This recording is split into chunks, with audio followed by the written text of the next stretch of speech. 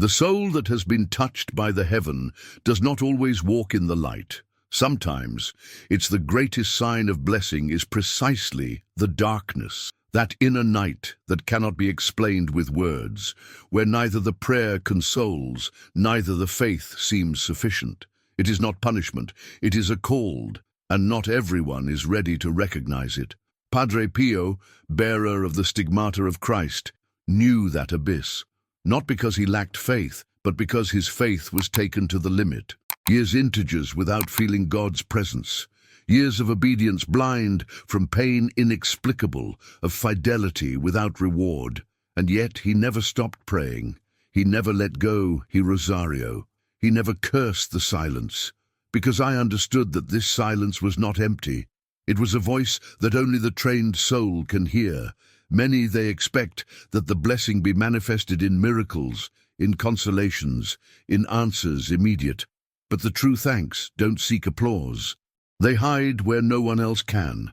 The eye would look for, in the loss, in the uncertainty, in divine silence. Who has been truly blessed, there have been many times without know it, because the blessing is not always felt. It is revealed in the endurance of the Spirit when everything seems to fall apart. God's silence is not indifference. It is a spiritual language, a training for the chosen ones. It is in that silence where the soul is freed from the idols of the emotion and learn to love God for who He is, not for what He gives. When God is silent, the soul speaks, and when the soul dares to love in half from abandonment, then he is truly free. Padre Pio claimed that there are hidden signs that reveal those who have been touched by the grace. Don't point spectacular, but deep marks in the way of living, of suffering, of waiting. There are souls that carry in, yes, a mission they didn't ask for, but they accepted in silence. And those souls, although walk through it fire, they are not consumed because they have been blessed. This message is not for the curious. It is for those who have felt that something invisible that holds up, even when all else fails. It is for those who, they sense that there is a hand guiding them, even in the deepest darkness. It is for you who perhaps do not understand why you're still standing. You may not know that this is your first miracle.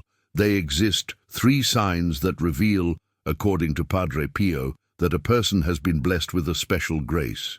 3 invisible marks that the world ignores, but that in He, darling, they shine like flames. They are not privileges, are responsibilities. Because whoever, having received these signs, he is called not only to resist, but to protect, to intercede, to guide others. It's no coincidence that you are listening. There are things that cannot be explained with logic. There are truths that only the heart recognizes, and if these words awaken something inside you, it is because signs are there, waiting to be seen. The first of these is perhaps the most underrated, but in reality is a spiritual fortress of heavenly proportions. Having a family that prays, that loves each other, that strives to stay together despite the chaos of the world, is a blessing, incalculable. Because in that family, even after the death, the prayers they continue to act as invisible shields. And if you have that grace, you have inherited one of the most powerful protections of the darling. Most people underestimate the spiritual power that resides within a family that prays together. They see it as a tradition, a religious custom, something that is done because it they did the grandparents. But Padre Pio did not think so. For him, a family that prays together is like a wall, invisible that neither not even hell can knock down. It is not simply about praying before eating or going to Mass Sundays. It's about something deeper, the spiritual harmony that is created when a group of souls, united by blood and love, surrender to God as one body. In that moment, the home stops being just a physical space. It becomes in a sanctuary. Padre Pio used to say that the soul that prays is never alone. How much more a family whole, gathered not only by the human affection, but by the living faith. In his confessional, many times he heard mothers crying for their children, wives praying for the conversion of their husbands, to parents desperate for a lost son in drugs or in the violence. And everyone, he said it same. Keep praying. God is not deaf to the tears of a family that remains on its knees. The prayers of a mother for her son have no expiration date. Even when he is no longer in this world, his pleas continue acting as angels of intercession. A grandmother who prayed her rosary every night for her grandchildren may be saving souls even after his death, because the prayers, true ones, do not disappear. They are stored in his sky, waiting for the right moment to fall like rain on those who the need. And yet the modern world has tried to ridicule this truth. Families, they no longer pray together. They are divided by screens, by chaotic routines, by the loss of the transcendent sense. But when a family manages to break that cycle and kneel together again, heaven takes note. It's like a light goes on in middle of the darkness of the world. There are homes that have no wealth, no fame, no success to the eyes of the world, but they have something that cannot be bought. A mother who prays every day for her children, a father who blesses his family before bed, children learning to speak with God before with social networks. Those homes, they are strengths, although not seem, although nobody I celebrated them. Padre Pio said that the enemy fears a family praying together more than 100 preachers, because in the core of that unity is love, sacrifice, and the living presence of God. And when God dwells in a home, attacks can arrive, but never succeed. Maybe you come from a broken family. Maybe you didn't have that example. But if you're listening this, you have the opportunity to start something new. Because no matter how fragmented your family tree is, one person who decides to pray again can start a chain of spiritual healing that will change the destiny of generations. Don't need a big one, theological training. You don't need to know Latin, neither have answers to all questions. You just need the will to reunite your family, take their hands and say, "Let us pray." And when that happens, something moves in the invisible world. You may not see the fruit today. It may seem like no one is listening to you, but the darling listen, and in He time perfect, your prayer will be converted in grace. That's one of the clearest signs that you have been blessed, having, building, or longing for a praying family. Because where there is family prayer, there is unity. Where there is unity, there is strength. And where there is strength, evil has no power. Many people believe that being blessed means having health perfect, body strong, absence of diseases. But for Padre Pio, that idea is superficial, even dangerous. Because the true spiritual health is not measured by absence of pain, but by the ability to offer that pain to God as part of a larger mission. Modern world has glorified aesthetics, youth, the vitality as signs of success. But what happens with those who live with constant ailments, illnesses invisible, physical limitations that seem like a daily burden? Are they are less blessed? Are they excluded of the divine plan? Padre Pio would answer firmly, absolutely not. He same lived with extreme pain. The stigmata he carried in his body were bleeding day and night. Sometimes the suffering was so intense that I could hardly walk or sleep. And yet, he never asked for it to disappear, because there was understood a secret that the world does not understand. The suffering offered with love, it becomes in spiritual power. In a letter, Padre Pio wrote, "The pain supported with faith is not punishment. It is the fire that purifies. It is the cross that transforms the weak body on the altar of sacrifice. Those who live with illnesses, but they continue to pray, serve, care for others, they are fulfilling a mission, invisible but immensely powerful. The health that truly matters is that which allows us to give our soul to God every day, even when His body does not cooperate. There are people in wheelchairs that have turned their room in a sanctuary. People with diseases, terminals, that have brought peace to their families just by His silent presence, His serene smile, her faith indestructible. That inner health is a rare grace, and whoever the possesses has been blessed beyond imagination.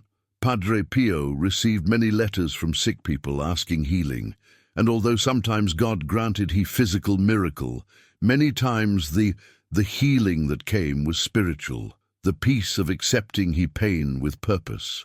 Because when his suffering is not wasted, but is offered as an offering, it becomes in a living prayer that rises to heaven with more power than 1,000 words. We live in a time that despises the weakness, which hides the illness as something shameful. But the gospel and the lives of saints like Padre Pio teach us it opposite. The weak that offer his weakness to God, they turn on invisible pillars of the kingdom. They hold battles that no one go, and many sometimes those who open paths for others find the faith, have enough health to accomplish your mission. Although that mission, whether it is praying from a bed, offering your pain, or simply enduring with love, is a clear sign of blessing, not because his suffering is good in yes same, but because God, in his mystery, transform what seems useless into something redeeming.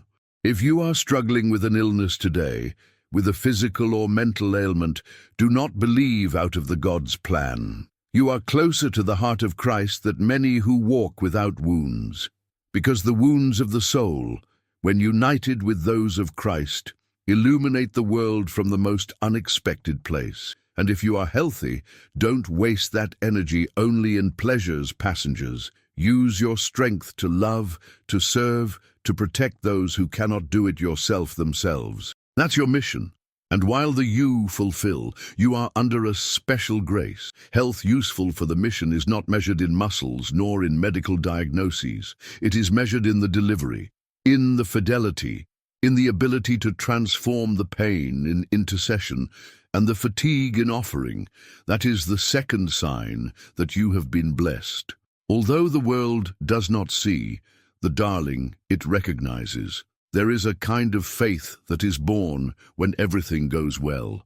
When the children are healthy, the work prospers, the health accompanies. That faith is comfortable, grateful, sweet. But there is other faith, rarer, deeper, more dangerous. It is the faith that survives the silence of God, the one that clings to what invisible when everything visible collapses. Padre Pio knew that faith, not the admired it from afar. He lived it in his own flesh. For more than a decade, he walked through a spiritual darkness that no theologian could explain. He didn't feel comfort in the prayer. I did not hear answers. I did not perceive the presence of God that there was sustained from a young age. It was as if would have been abandoned in middle of the night, endless. And yet, he never gave up. I knew that apparent absence was, in reality, a sacred test, a purification of the soul. Because God, when be quiet, he is not far away. He is forming warriors, forging saints, testing hearts. Most people, when God is silent, walk away. They doubt. They grow cold. Why continue praying if there is no answer? Why continue believing if the pain doesn't go away? Why stay faithful if everything has been turned dark? The answer is this: because the faith does not depend on emotions, it depends on love, and true love does not need guarantees. Love even without reward. That is the faith that shakes heaven. The faith that moves mountains is not the one that proclaims with euphoria when everything is going well, but the one who whispers with tears when all is lost. Padre Pio said that the soul that continues praying in half of divine silence is closer to God than many others who live surrounded by consolations, because that soul has passed the test. You don't need signs.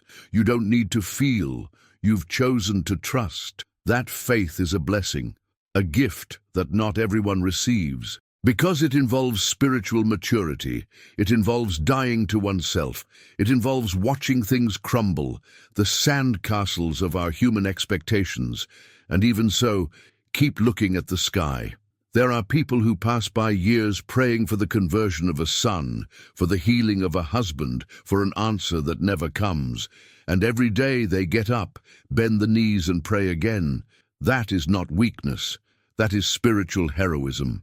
That constancy, that silent love, that hope that refuses to die, that is a mark of the blessed, because who go on believing without seeing, it becomes into an instrument of salvation for others.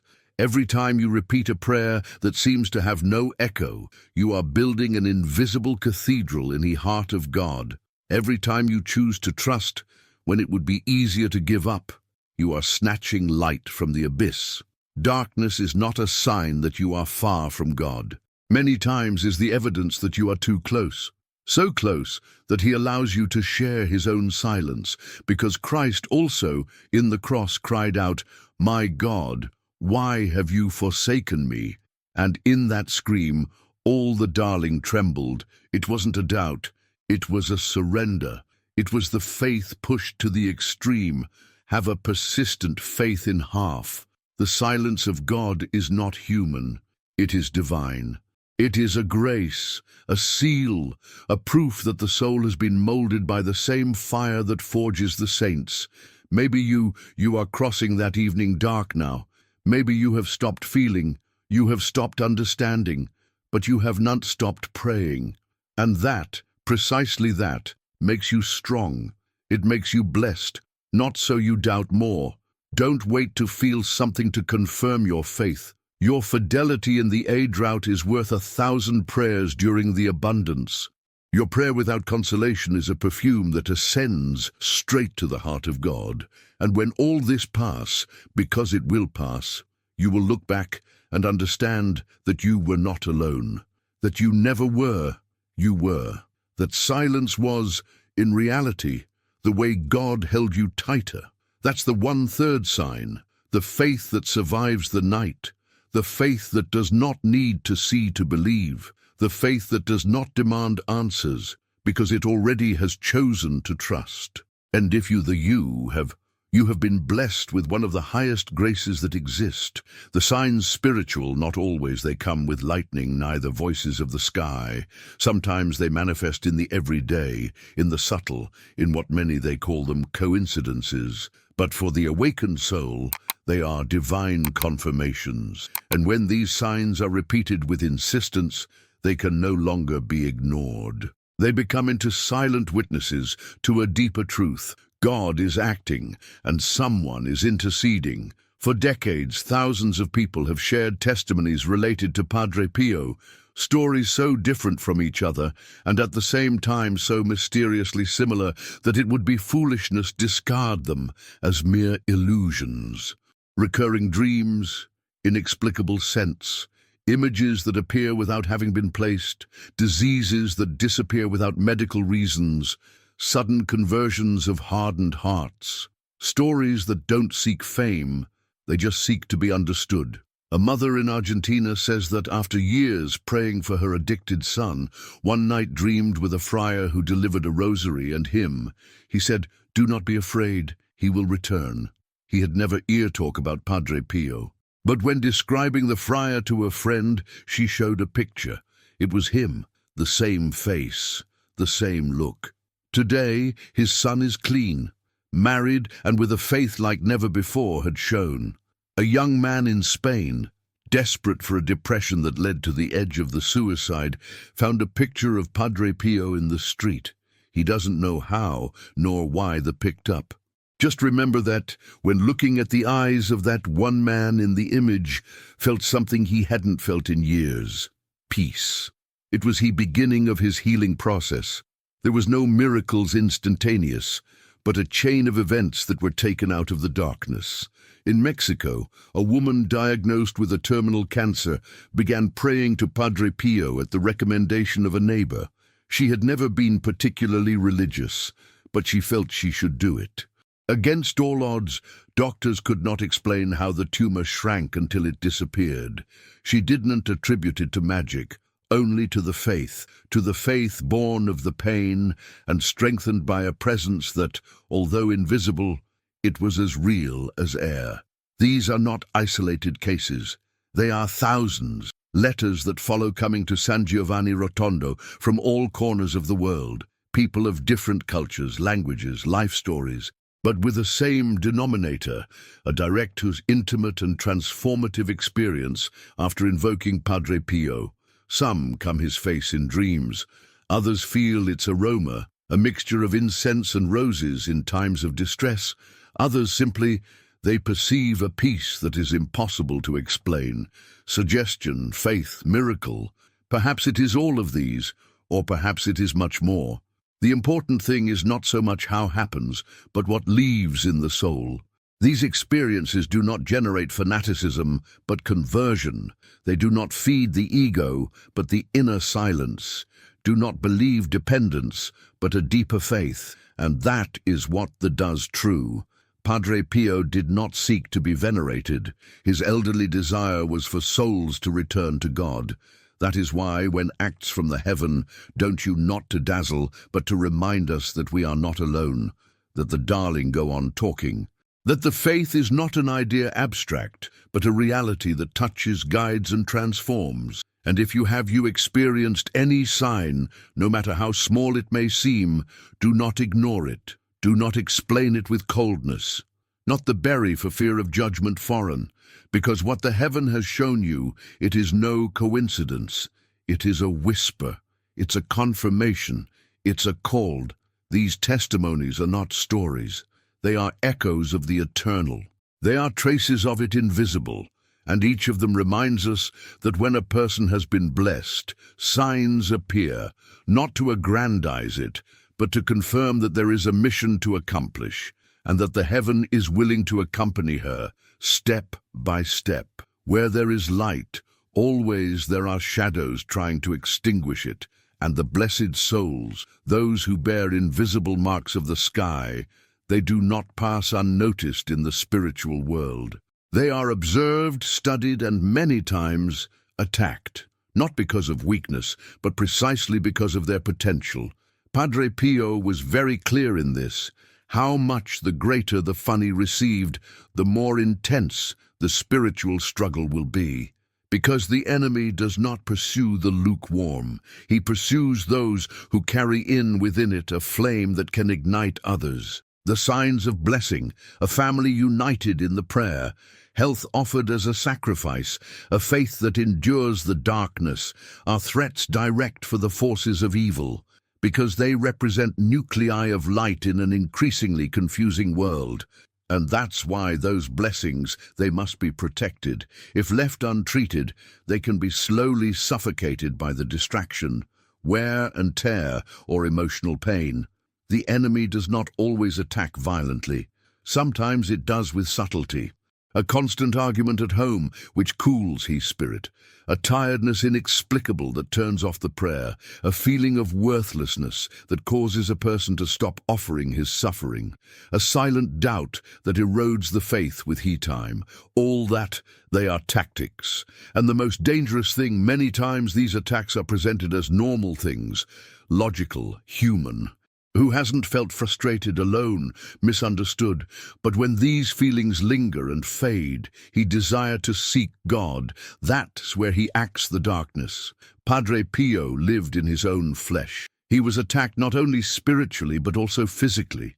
Struck by forces invisible, humiliated by authorities, persecuted by those who did not understand his mission, and yet never gave in to hatred. He knew that behind every suffering there was a purification, a test, a battle that had to be fought, to get rid of with silence, prayer, and firmness. You also, if you have recognized any of the three signs in your life, you must be alert, not to live with fear, but with consciousness, because the blessing is not just a gift, it is a responsibility. And whoever he has been blessed, he has been called to protect his light with all his might. When enemy cannot destroy directly, will try to split, cool down, slowly turn off the call. And that is why the spiritual vigilance is essential. It's not about obsessing, but about staying awake, not to take for granted faith, to renew love every day, to pray again, even when you don't feel like it, because that's where you give up. Remember, God never abandons. But the enemy always looking for ways to make us believe that we are alone. And in that lie hides its greater power. If you feel right now that your home is under constant stress, if you have lost the desire to pray, if the darkness seems stronger than light, stop. It's no coincidence. You're under attack. Because you carry something inside that's worth a lot, and if you get it back, if you decide to fight, everything can change. Your mission is to protect what the darling has already given you.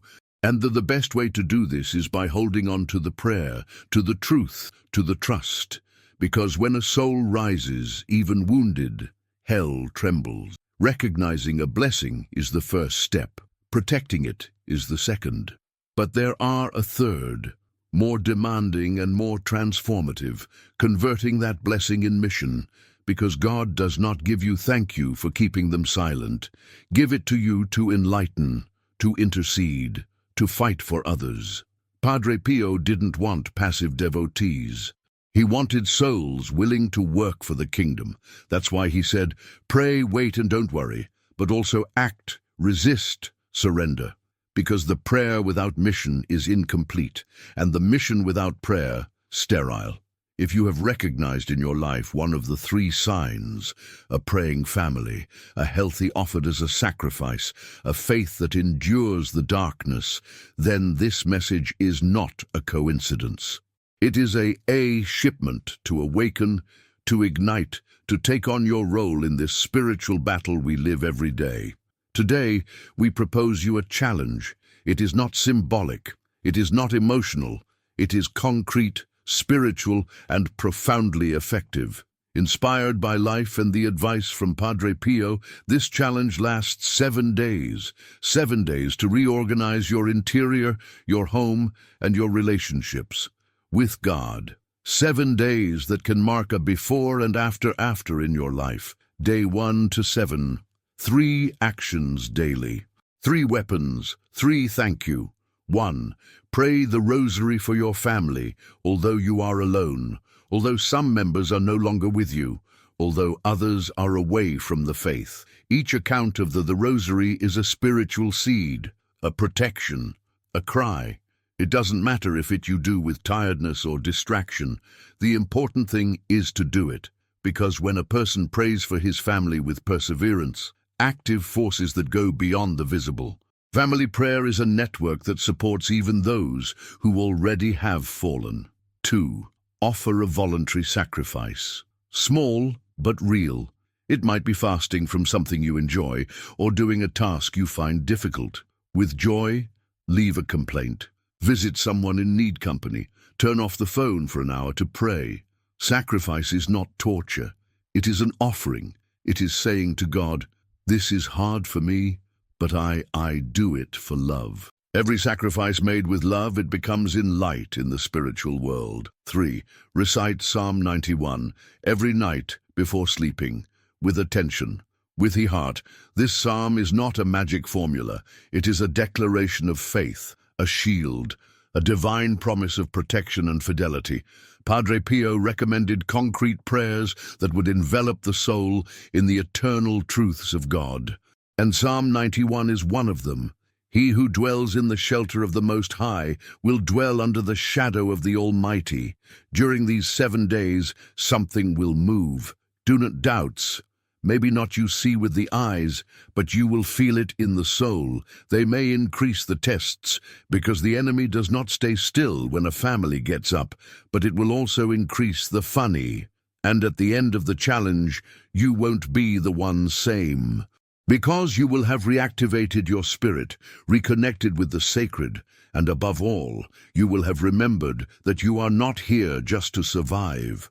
You are here to support, to intercede, to guide. Padre Pio said that a soul in a state of grace is more powerful than 1,000 demons. And you, if you embrace these 3 thanks, family prayer, sacrifice offered, persistent faith, you become in that soul.